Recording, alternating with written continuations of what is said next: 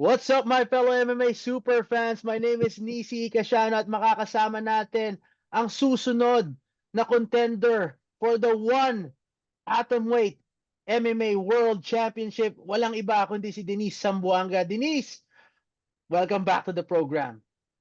Thank you, Nisi, for having me again.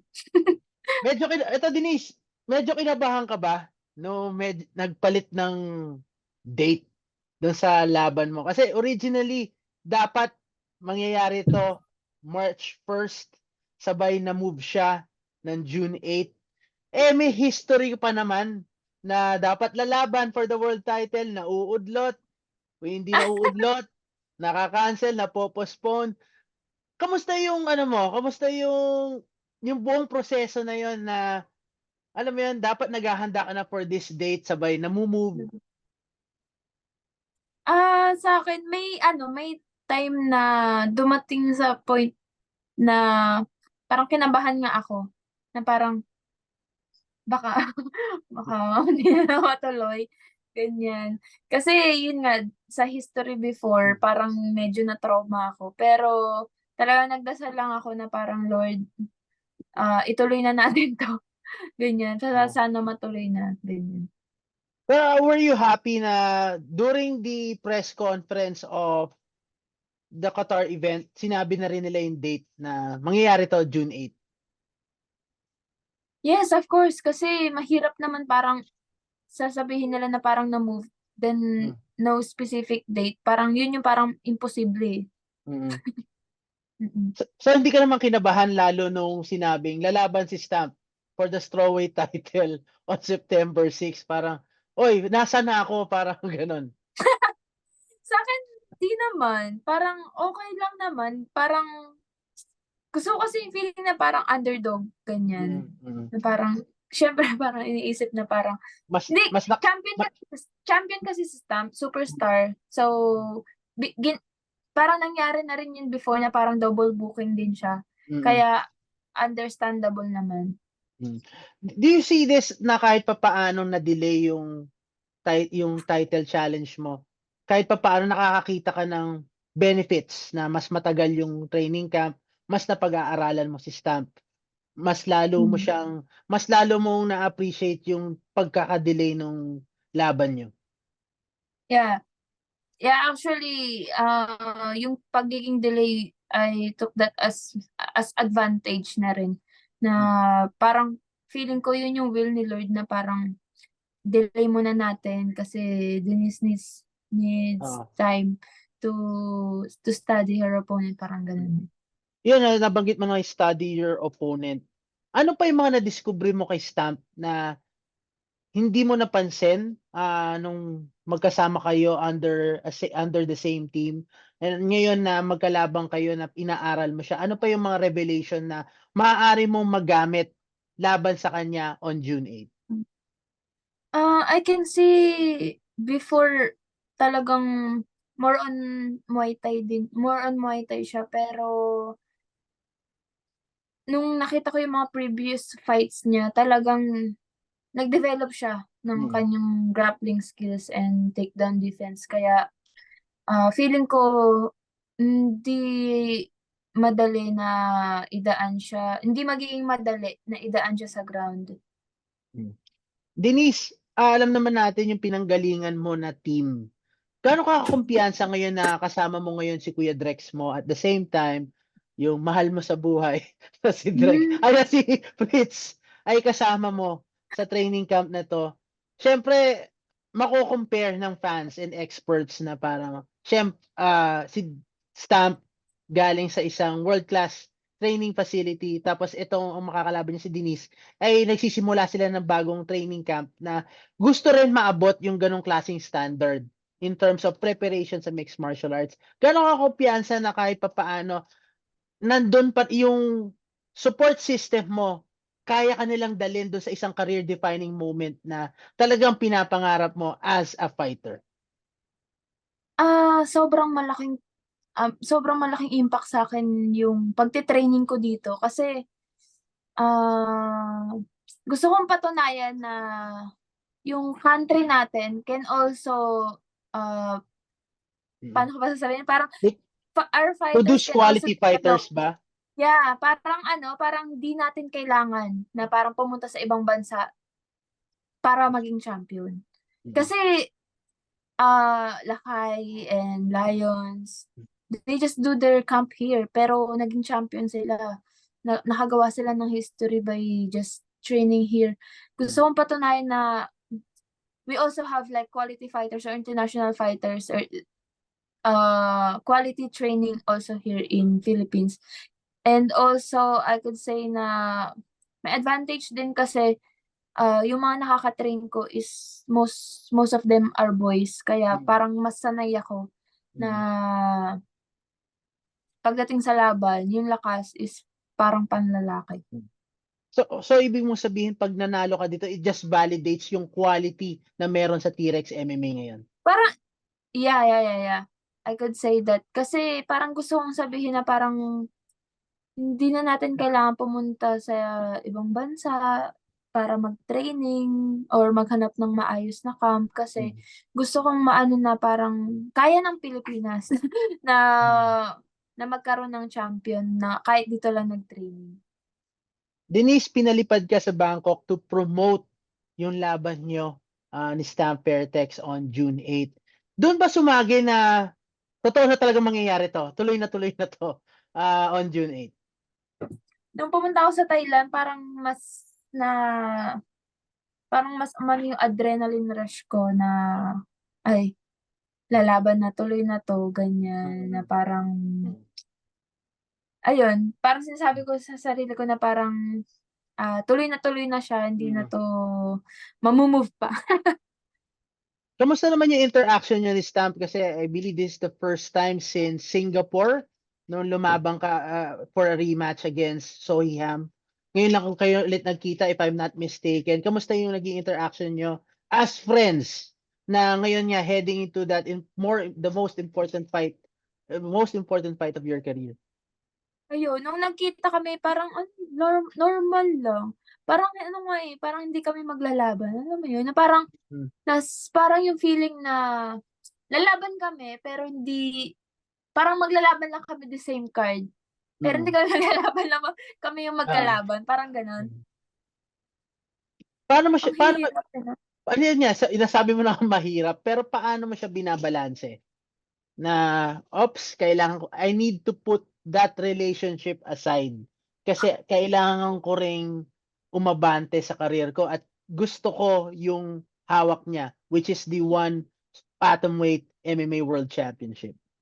Feeling ko maiisip ko na lang yun nung 'pag nasa nasa cage na kami sa loob, Mm. ganyan, or before entering the cage.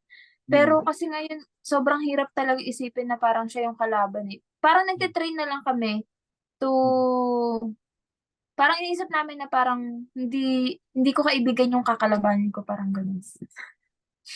Denise, bago ka lumipad ng Bangkok, may nakapagsabi sa'kin na medyo pinakaba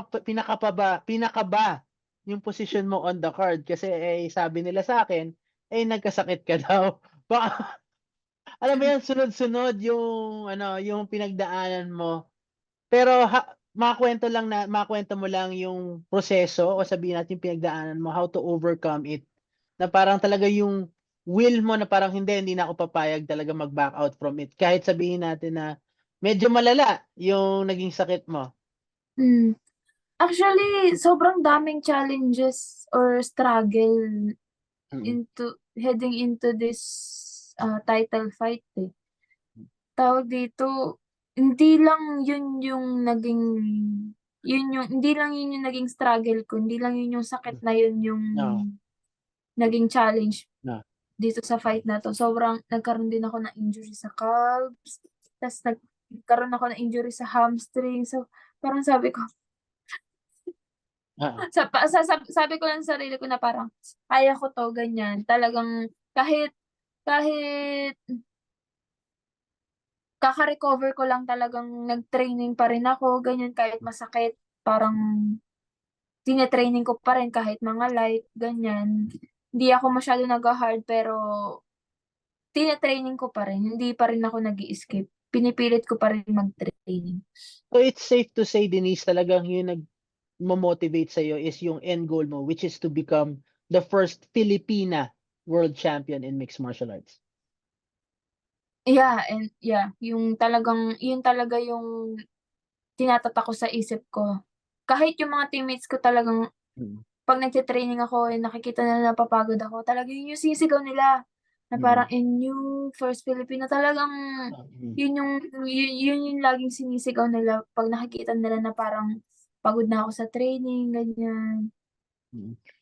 Denise, nabanggit ni Stamp Fairtex nung interview namin, talagang ang minamataan niya is yung ground game mo. For sure na pag-aaralan na yan ngayon sa kampo nila. Pero ikaw ba, ano ang nakikita mong alas mo kay Stamp heading to this matchup? Mas makakakita ba kami ng more well-rounded na Denise Zamboanga, or sabihin na natin na ayun na yung ano ko, yun na yung bread and butter ko, baka mas palakasin ko pa against a fierce stand-up fighter like Stamp Fairtex? Yun. Alam niya na kasi yun before pa kami nagte-training. Kaya talaga yun yung pinag-aaralan niya, alam ko. Pero kasi yung striking niya or Muay Thai niya is nandiyan na yan, eh. Talagang natural na malakas na talaga sa kanya yun. Kaya feeling ko yun talaga yung pinaghahandaan niya, yung ground game. Pero feeling ko is kasi sobrang dami nagsasabi, sila Coach Mark, sila Champ Edward, na idaan talaga sa ground, and my coaches also telling me na idaan sa ground. Kaya feeling ko kahit alam niya yung gagawin ko na idadaan sa ground, feeling ko, Mm.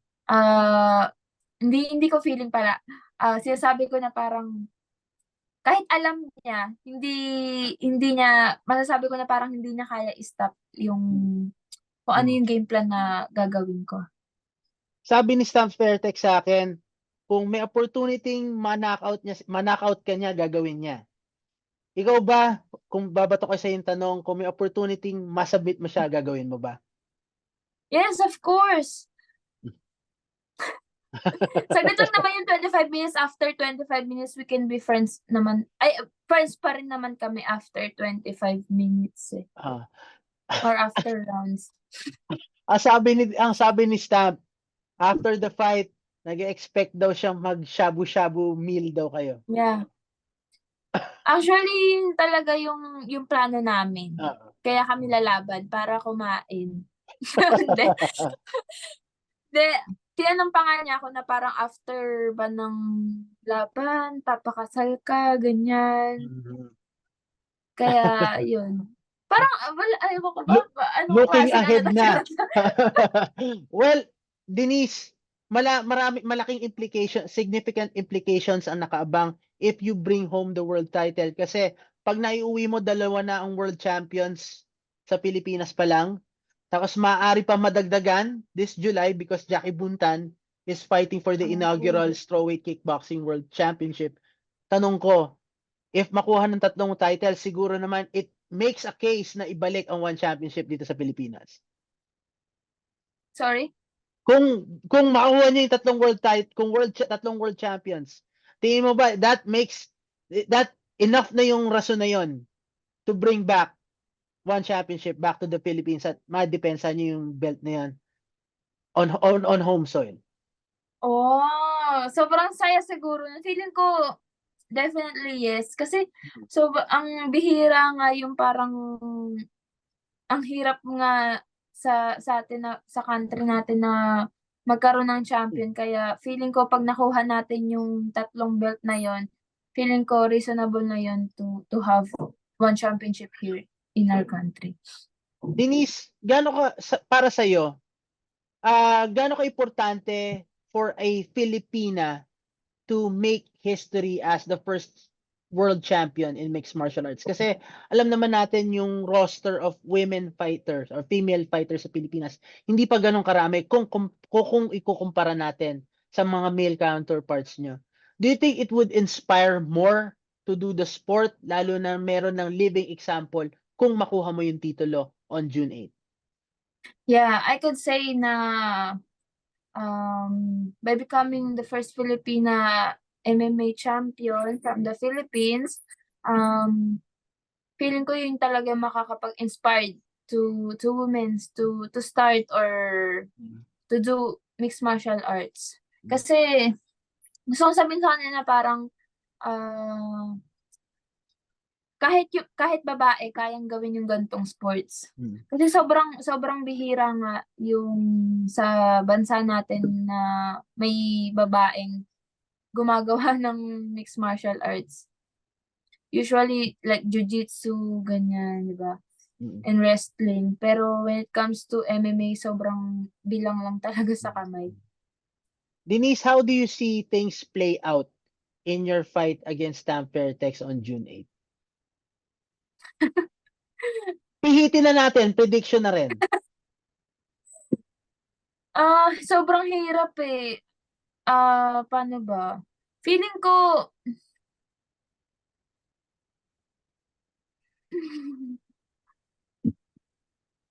I could say na parang pipilitin ko talaga matapos siya sa ground. So, yun ang prediction ni Denise Zamboanga. Pero ito rin ang binitawan kong huling tanong para kay Stamp. Denise, ano ang message mo for Stamp? Message for Stamp. Stamp, I love you too. Alam ko nagte-training, no, Tagalog. Ano pala yun? Hello, Stamp. Sawadee ka. I know we're training very hard for this fight. Hopefully, we can give fans a very good and interesting fight on June 8th. All right. Denise, we wish you nothing but the best. And of course, bring home the bacon. Yeah, thank you, Nisi.